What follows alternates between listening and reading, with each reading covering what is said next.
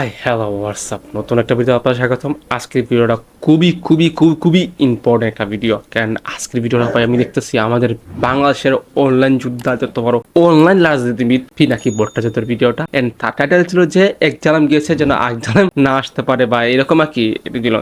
I think আপনারা বুঝতে পারছেন সে কি বোঝাতে যাচ্ছে, যে কোনো স্বৈরাচার শাসন যেন বাংলাদেশে আবার শুরু না হয়, বা কোনো জালেম যেন আবার বাংলাদেশের ক্ষমতা বসতে না পারে। তো এটা নিয়ে সে ভিডিওর মারিছে। চলো আমরা পিনাকি ভট্টাচার্যের ভিডিওটা দেখেছি, এন্ড তার ভিডিও ভাই অনেক কিছু বোঝা যায়, এন্ড সে অনেক কিছু তুলে ধরে। তো বেশি দেরি করতে চান, চলো আমরা দেখাচ্ছি পিনাকি ভট্টাচার্যের নতুন ভিডিওটা। এন্ড ভিডিওটা লঞ্চ হচ্ছে আজ থেকে 2 দিন আগে। এরপর একটা ভিডিও ছাড়ছে, ওই ভিডিও আমি রিয়াকশন দিতাম ভাবছি, বাট ওইটা অনেকে রিয়াকশন দিয়ে দিছে, এন্ড ওইটা কবির হয় না, কিছু বলে না। বাট এটা আমাদের ভাই দুই সরকার বা দুই প্রেসিডেন্টের কথা বলা হয়েছে, যে জালিম গেছে আগ জালিম যেন না বসতে পারে, এটাই বোঝাচ্ছে। আমি দেখি যে সে ডেডিকেটটা খাড়ি করছে এই ভিডিওর মধ্যে। আমরা চলো দেখ এন্ড বলাটা কি। আমার চ্যানেল নতুন থাকলে চ্যানেলটা সাবস্ক্রাইব করে দেবেন, এন্ড পেজটা দেখলে পেজটা ফলো দিয়ে দেবেন।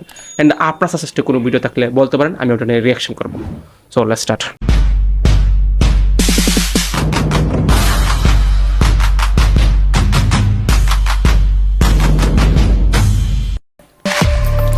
তার ইন্ট্রোটা দিয়ে সেটা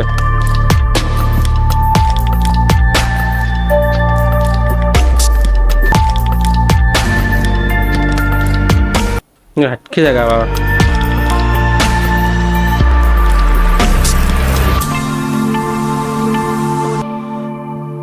পিনাকি ভট্টাচার্য। আমরা কাকে বিশ্বাস করব? আওয়ামী লীগ গিয়ে বিএনপি আসলে কি সমস্যার সমাধান হবে? এই প্রশ্ন এখন ঘুরে ফিরে আসে। এই কনসার্নটা ভ্যালিড। পৃথিবী জুড়েই পলিটিশিয়ানদের জনগণ বিশ্বাস করতে পারে না। তারা দেখায় মুরগি কিন্তু খাওয়ায় ডাল। জনগণ বারবার প্রতারিত হয়। দেখেন আমাদের পূর্বপুরুষেরা সমস্ত আবেগ দিয়ে মুসলিম লীগ করেছিল, পাকিস্তান আন্দোলন করেছিল, তারপরে পাকিস্তান এক নতুন উপনিবেশিক শাসন শুরু করেছিল। বাঙালিরা স্বাধীন বাংলাদেশের লড়াই করলো, জীবন পণ লেখে রক্ত দিল। তারপরে স্বাধীন বাংলাদেশে পেলাম বর্বর এক স্বৈরশাসন দুর্ভিক্ষ। এরশাদকে হটালাম আর পেলাম ফ্যাসিস্ট হাসিনাকে।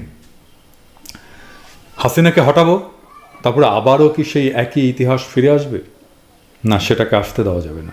আসলে তাহলে কিভাবে আমরা স্বপ্নভঙ্গের সেই দুষ্টু চক্র ভাঙতে পারবো? কিভাবে আমরা স্বপ্ন ভেঙে সেই দুষ্ট চক্র ভাঙতে পারবো? সো দেখি সে বলছে পিনাকি ভট্টাচার্য ভাই, তার ভিডিওটা ভাই আসলে অনেক কিছু শিখার এন্ড অনেক কিছু জানার আছে। দেখি খেয়াল করলে দেখবেন হাসিনার এই দুঃশাসনের বীজ লুকিয়ে আছে আমাদের সোকল্ড প্রগতিশীল সংবিধানে। এই সংবিধানই সকল দুঃশাসনের প্রাথমিক উৎস।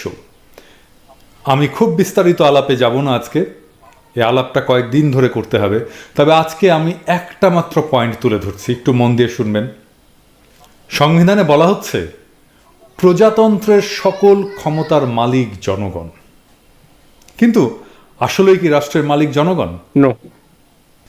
আপনি সংবিধান পড়লে দেখবেন এই বাক্যটির পরে সেমিকোলন দিয়ে বলা হয়েছে এই ক্ষমতা কেবল সংবিধানের অধীনে এবং কর্তৃত্বে কার্যকর হইবে।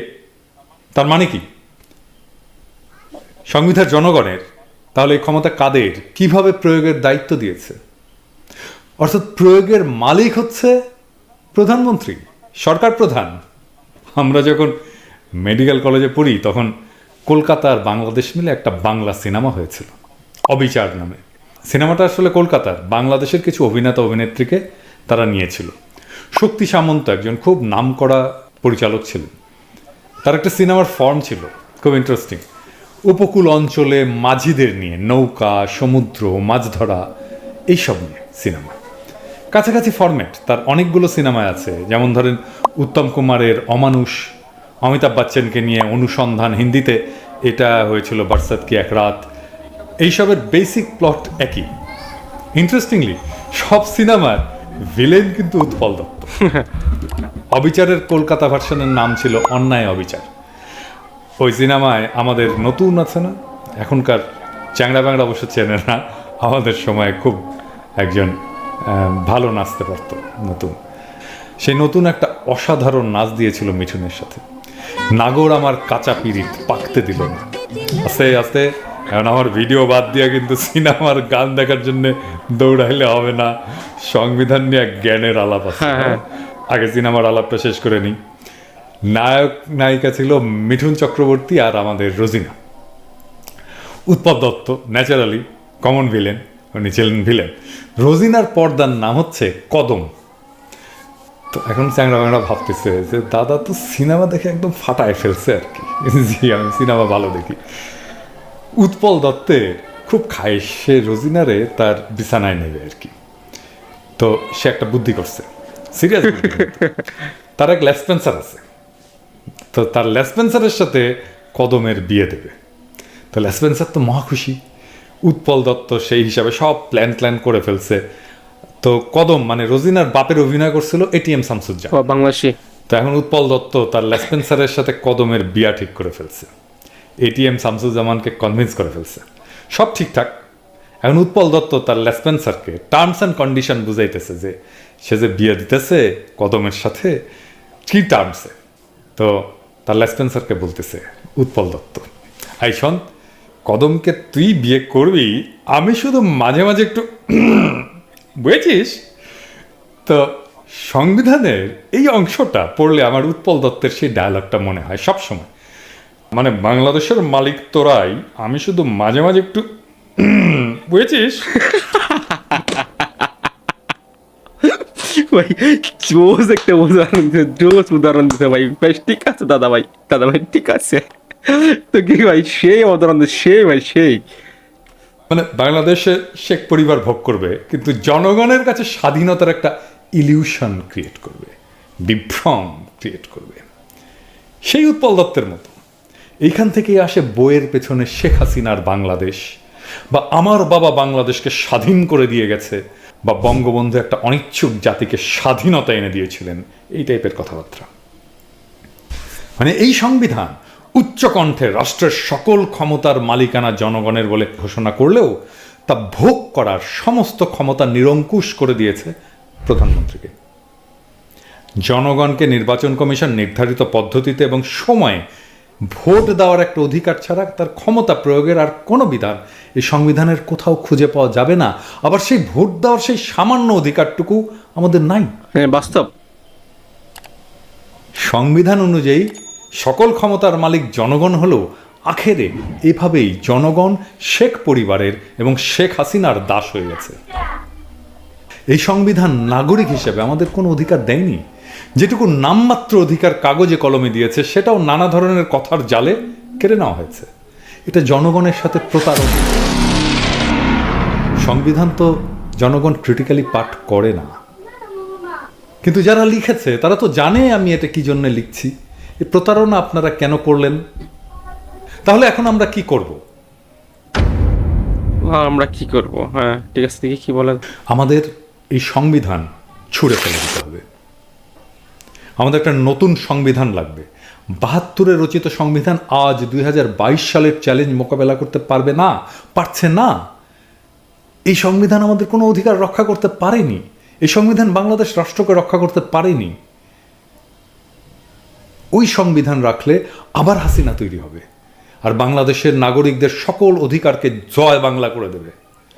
ওই সংবিধান রচিত হতে হবে আজকের তরুণদের স্বপ্ন আর কল্পনা দিয়ে, আর তাদের পার্টিসিপেশনে।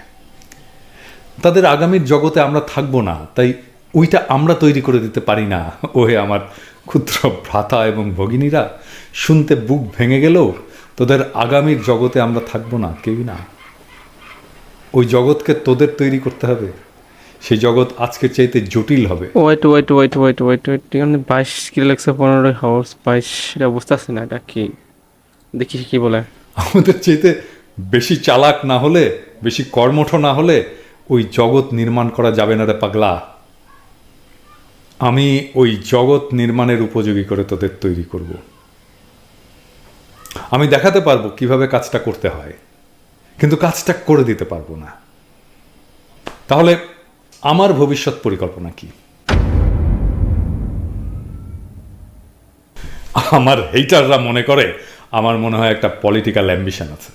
কথাটা একেবারে মিথ্যা না, কিন্তু আমার অ্যাম্বিশনটা কি? দেখেন, হাসিনা কেন হাসিনা হয়ে উঠতে পারল? কেন আজকের মজলুম পরে ক্ষমতায় গিয়ে জালেম হয়ে ওঠে?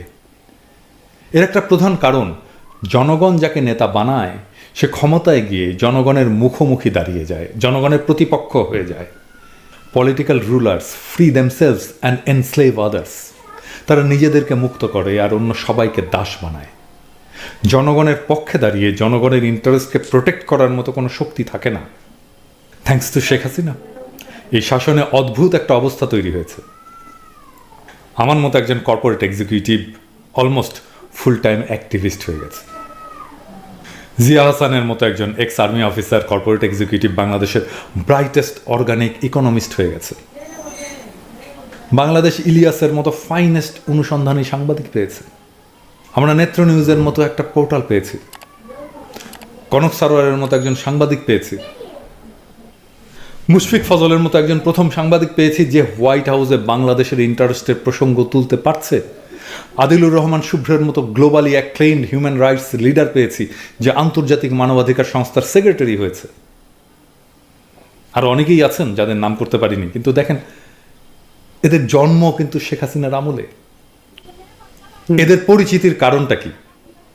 কারণ খুব সিম্পল, এরা জনগণের কণ্ঠস্বরকে প্রতিধ্বনিত করতে পারে।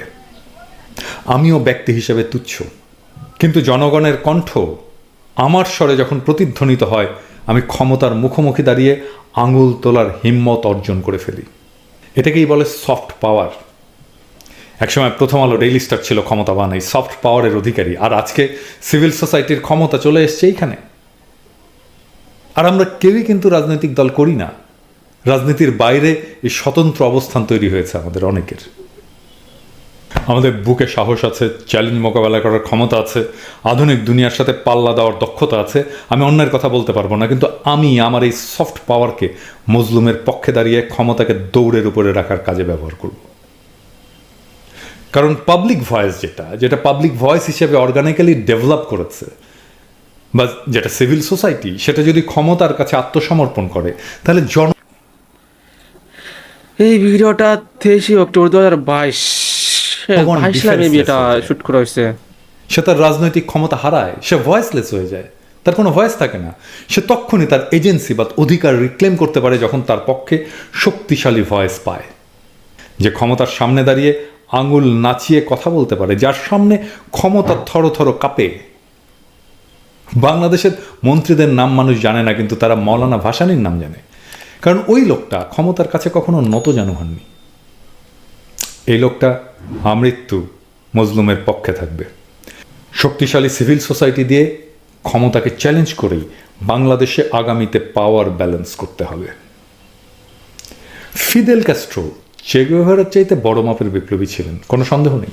কিন্তু দুনিয়াতে অল্পদিন বেঁচে থেকে লড়াই করতে করতে বলিভিয়ার জঙ্গলে ধৃত হয়ে নিহত চে গুয়েভারাকেই তো বেশি মানুষ মনে রেখেছে, তাই না? কেন? কারণ আমাদের সকলের জীবন তো সাফল্যের না, সকলের জীবনই ট্র্যাজিক নায়কের মতো। তাই ট্র্যাজিক নায়কদের সাথে মানুষ খুব সহজেই কানেক্ট করে ফেলে নিজেকে। চেয়েছিলেন ট্র্যাজিক নায়ক। মানুষের হৃদয়ে পৌঁছানোর রাস্তা একটাই, কষ্টের জীবন, সাহসের জীবন, ত্যাগের জীবন। আপনি আপনার ব্যক্তিগত অর্জন দিয়ে কখনোই মানুষের হৃদয়ের গভীরে পৌঁছাতে পারবেন না। মানুষের ভালোবাসায় সিক্ত হতে হলে ত্যাগ করতে হয়। আপনি যতটুকু ত্যাগ করবেন, ঠিক ততটুকু ভালোবাসাই আপনাকে মানুষ ফেরত দেবে। নির্লোভ হতে হয়। তারপরে জনগণের পক্ষে থেকে লড়াই করতে করতে বিদায় নিতে হয় যুদ্ধের মাঠে থেকেই। ওই জীবন গৌরবের। আমি সেই গৌরবের জীবনের মঞ্জিল চিনে গেছি। সেই পথ থেকে কোনো লোভ আমাকে বিচ্যুত করতে পারবে না। জীবনের প্রতিটি মুহূর্ত, জীবনের শেষ মুহূর্ত পর্যন্ত মজলুমের সাথে থাকার তৌফিক যেন সৃষ্টিকর্তা আমাকে দেন।